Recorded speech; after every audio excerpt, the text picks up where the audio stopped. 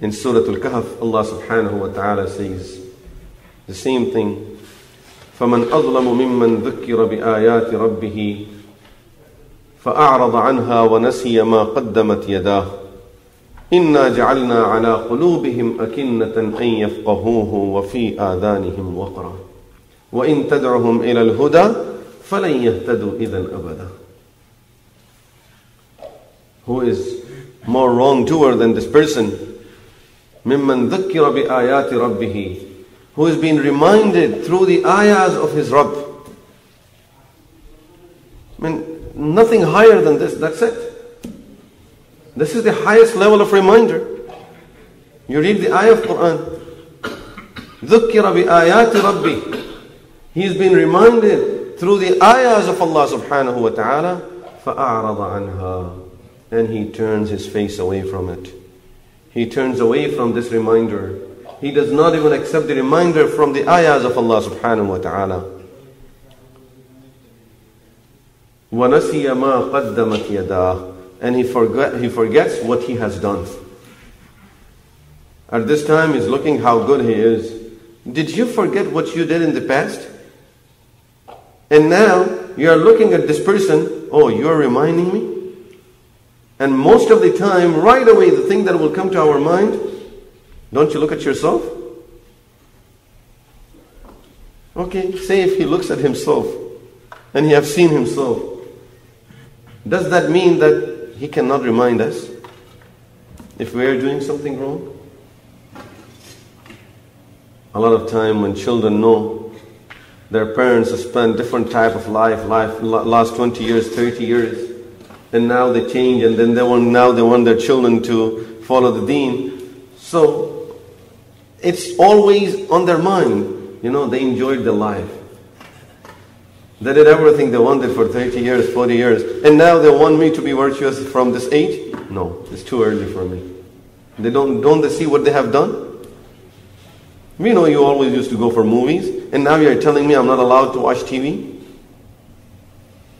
Allah subhanahu wa ta'ala says, أَعْرَضَ عَنْهَا. You're turning away from the reminders through the ayahs of Allah. وَنَسِيَ مَا قَدَّمَتْ يَدَاهُ. You forget what you have done. You did enough. Now this reminder should stop you from what you're doing.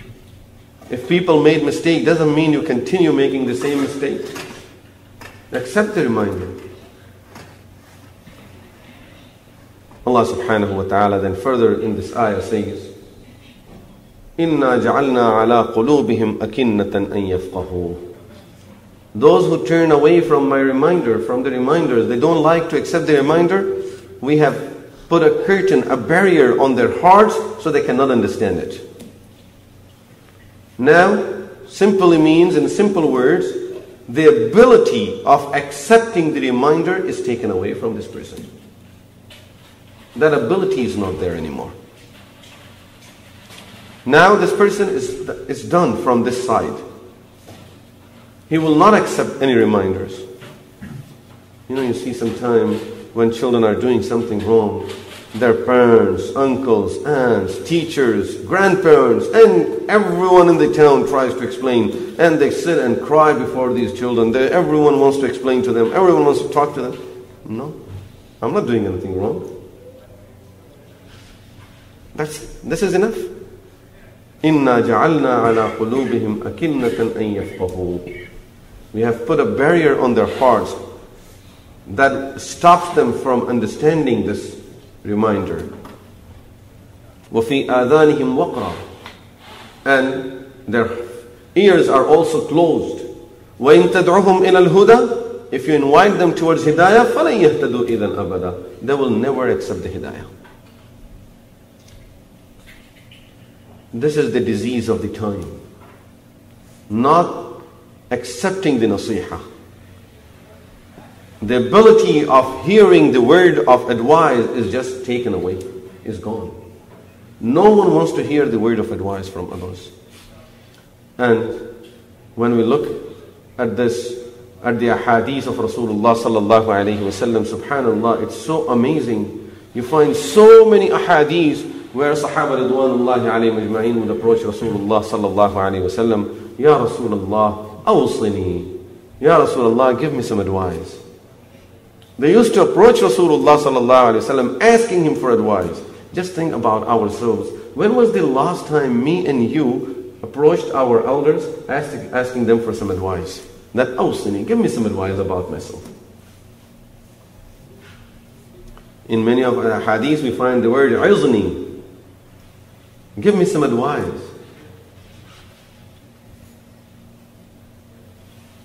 This habit is just gone. Now if a person wants to advise, right away, who do you think you are?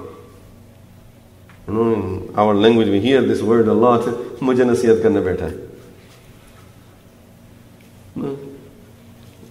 I mean, it's a feeling within ourselves that I'm above that level. I'm above the level of being advised. No one should advise me of anything. How many times when a person is giving a talk, and in our masajid, wherever we attend our Jum'ahs, if a person would talk against some of the muharramat, and we have done that, right away the question comes, I think he's pointing towards me. If you did it really, he means you then. Why would you do it? It's so simple, stop doing it. No, we'll be upset about it. This imam is not good. This is a bad imam. I think he was pointing towards me. He meant me by saying this. Subhanallah. That simply means I should be correcting myself. But no. Now I need to take revenge from him.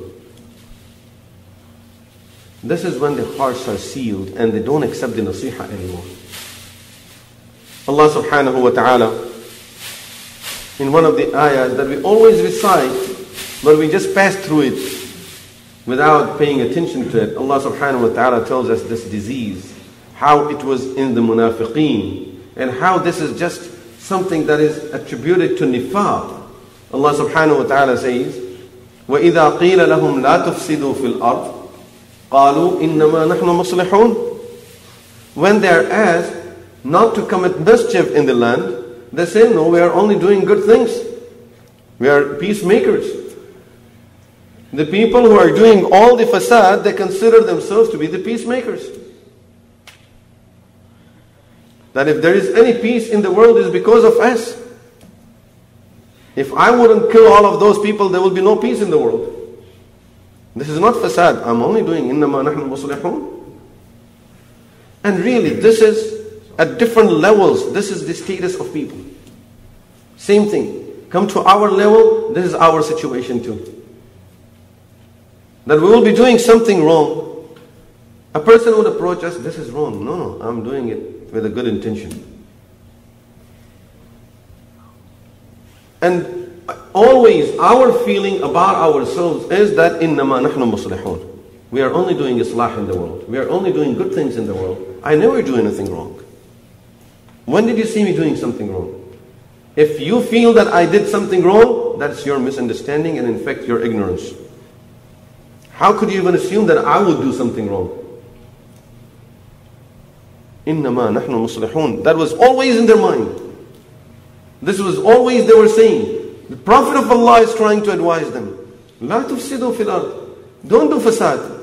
And the person will say, no, I'm not doing fasad. I'm doing good things. Whatever I'm doing is good. And if we look into our mind, the same word really, this word will always, you will hear this voice from inside, from within our souls, إِنَّمَا نَحْنُ مُصْلِحُونَ. I'm always doing the good things in the world. And in many ayahs, Allah subhanahu wa ta'ala tells us the same habit of these munafiqeen, that they always consider themselves to be the people who are always doing the right things and no advice would be accepted. Don't give them no naseehah. وَإِذَا قِيلَ لَهُ اتَّقِ اللَّهِ أَخَذَتْهُ الْعِزَّةُ بِالْإِثْمِ. When you tell someone, اتَّقِ اللَّهِ, fear Allah, this is haram, this is not good, don't hurt people, don't disturb people, don't commit the sin, don't miss the salah. وَإِذَا قِيلَ لَهُ اتَّقِ اللَّهِ, when someone says to him, اتَّقِ اللَّهِ, fear Allah, أَخَذَتْهُ الْعِزَّةُ بِالْإِثْمِ. Now his arrogance leads him towards more sin.